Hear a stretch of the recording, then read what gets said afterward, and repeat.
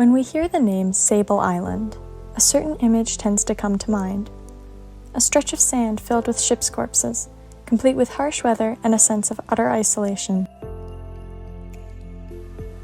The facts are that Sable has exceptionally cold and unforgiving seasons, few natural resources, a history of anti-settlement, and happens to lie in the heart of an incredibly treacherous expanse of water. However, this idea of a foreboding, castaway island is not the only version of Sable that exists, nor is it the most accurate.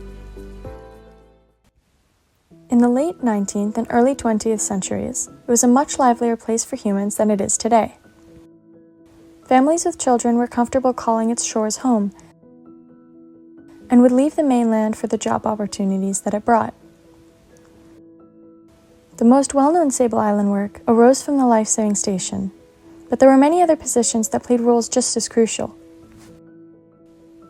A wireless operator was posted at the main station to manage the island's radio, Sable's only consistent and reliable communication with the mainland. They would also stay on high alert for news and warnings coming in from Halifax, notifying Sable of approaching storms or delays in the arrival of supply ships. Cartographers and biologists came to the island, even back then, to map its geography, flora, and fauna, though they tended not to stay year-long. The weather station also brought quite a few families over. Aerology, the study of the atmosphere, was conducted with weather balloons. These would include small packages of scientific instruments called radiosones, which would be lifted high into the air with large, high-altitude, hydrogen balloons, equipped with parachutes in case of emergency. The data received from these radiosones would be transmitted to mainland Nova Scotia to be used in weather forecasting and research. There were also 2 lighthouse keepers, one for the east light, one for the west. They would work to maintain the structures, stay on the lookout for oncoming ships, and manage the powerful steam fog whistle. It was a busy job, but they were often aided by the other island staff during the long night hours, and the pay for a lighthouse keeper was desirable enough, at $600 a year, around $23,000 in today's currency. Plus, they didn't have to pay for food or lodgings, as these are provided by the island's government funding. Then, of course, there was the life-saving work conducted at the humane establishment, saving both the crews and the valuables of beached ships. Crews would be harbored in the sailors' home until a steamer came to take them to Halifax, and collected valuables would be sent to the mainland to help pay for the life-saving stations. People would come in off of steamboats from Nova Scotia and commute from their place of work to their residence by way of horses. Then later, small vehicles such as the island's Bombardier and Jeep. Work tended to take most of the daytime, as well as night shifts, if at the lighthouse or wireless operation stations. This being said, it wasn't only adults who lived among Sable's dunes. Not long ago, children could be seen playing in the sand and watching wild horses from atop grassy hills. They would stay as long as their family worked, which could be decades.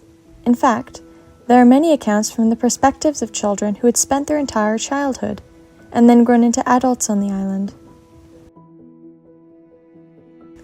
Naturally, an isolated island could prove difficult for a family with children, but according to stories heard years later, there was always something to do, and anyone who was lucky enough to grow up there left with the hope that they could someday return. One of the oldest recorded Sable Island stories comes from a woman named Beatrice Boutelier, better known as Trixie, who lived on Sable between the years of 1885 and 1912. She arrived on the island with her family when she was only 5 years old, her father working as one of the island's superintendents.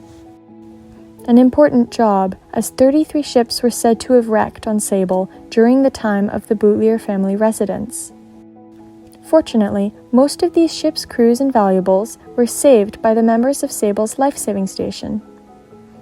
This did, however, mean that people like Trixie's father worked long hours and had to participate in life-saving drills often. So Trixie was left alone for many a long day. Because of this, she came up with her own ways to amuse herself. Berry picking was always a good way to pass time, and it yielded sweet rewards. Blueberries and juniper berries could be found in spots along the island if you knew where to look, but there were always enough cranberries to go around. Excess was shipped off to the mainland and sold for $5 a barrel, which is worth nearly $100 today. These profits, along with those made from the collected shipwreck goods, would be put towards the functions of the island. Other pastimes included riding horses, going to the island's small Sunday school, and skating on Sable's lakes during the winter. There was also a small dinghy salvaged from one of the shipwrecks that she sailed on Lake Wallace when the weather was nice. The islanders named the little boat after her. Sadly, Sable's position in the Atlantic makes it constantly susceptible to high winds. But for the days when she had to stay in the house, there were a few toys for her to play with. Mostly items scrounged up from shipwrecks or washed in on Sable's shores, with the occasional toy handmade from driftwood. On the really rough days, Sable's small community would gather in the blue room of the main station. Someone would play the piano while many others would sing. It was a staple source of entertainment. Another source of amusement came when the mainland made contact with the island. In the early 1900s, the occasional steamer dropped by bearing news of the mainland, and in 1905, a Morse code telegraph station was installed for more frequent relays between Sable and Halifax. Flags, flares, and cannons began to be used for communication with ships. There was one set of flags per life-saving station, each flag bearing its own meaning. When she got older, Trixie stayed on the island, working as a wireless telegrapher and, in her free time, taking pictures of the island. Those pictures still help provide insight into life of the island in the turning of the 20th century.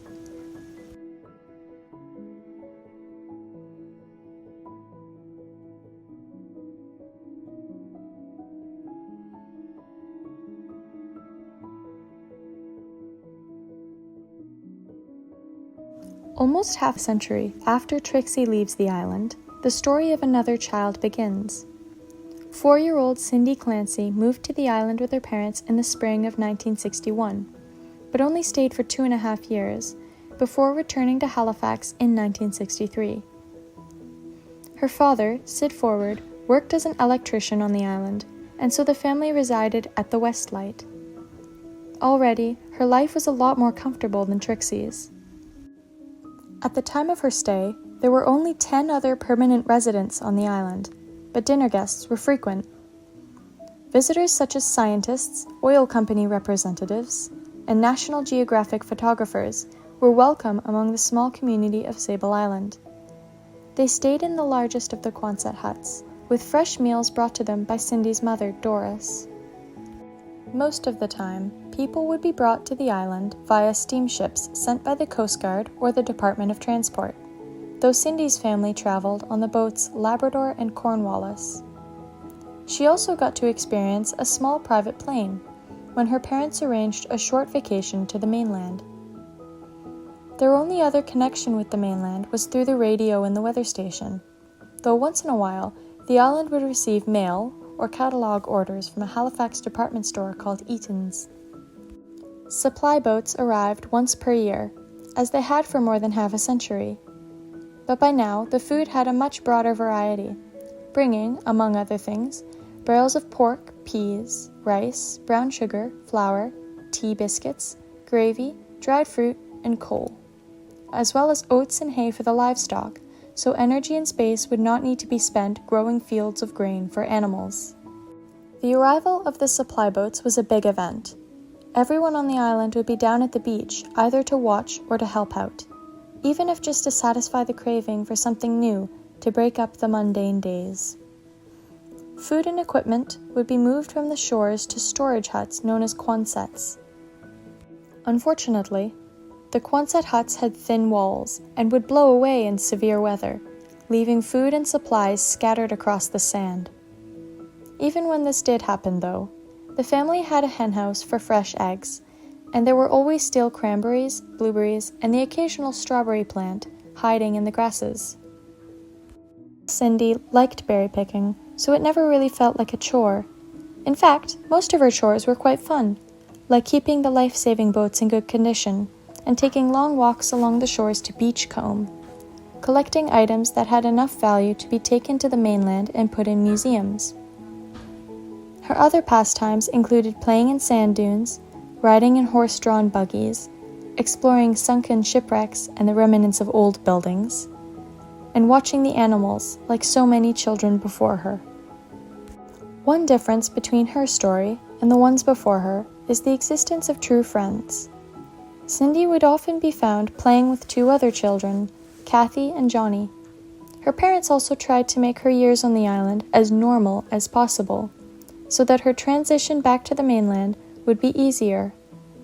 This included somewhat traditional birthday parties with her friends, lots of games, and Christmas celebrations with as many of the typical elements as was manageable on Sable.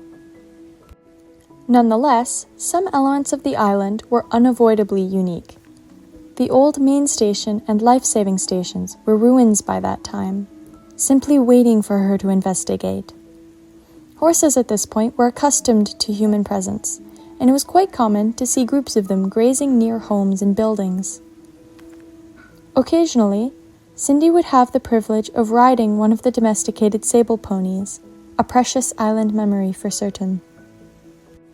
Furthermore, she was lucky enough to witness the discovery and detonation of a World War II bomb when it washed up on Sable's beach one day. She never forgot the island after she left, despite having been so young, with so few memories of the experience. Her old home on Sable still stands, though, and is now the Bio House, dedicated to field research. In 2008, she was granted the incredible opportunity to revisit her old home, nearly 45 years after she had set foot on the island for the first time as a young child. The fascinating part about these stories is that we learn how Sable was, in the eyes of its inhabitants, a home just like any other. Naturally, the way of life for an island family differed greatly from those of Halifax. But by how much? Children played with toys and with each other. They loved being around animals. They sighed when they were told to do the chores, but cheered when something new or interesting happened, looking forward with excitement to holidays such as birthdays and Christmas. They went to school and were worried over by their parents and got in trouble for letting their curiosity get the better of them. There were contrasts, but all the important parts of life were present on the little crescent-shaped sandbar. Certainly, Sable could be difficult or unforgiving. Staff and families alike had to take special caution not to get injured, as they would have to be airlifted off the island, which was expensive and time-consuming. Steamer cold happened when supply ships brought diseases from the mainland, which would run rampant through the island until everyone had caught the same illness.